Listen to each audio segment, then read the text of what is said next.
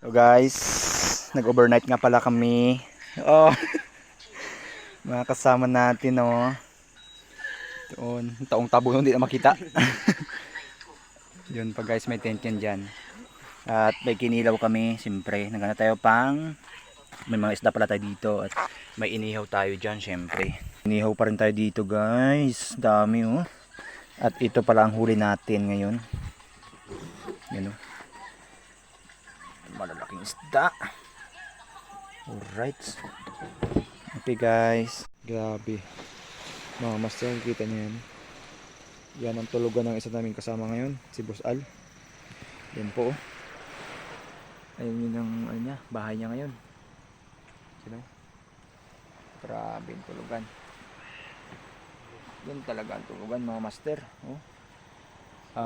Palapa. Yan ang nyug na ano niya. Yung tayo-tayo niya dyan mga master.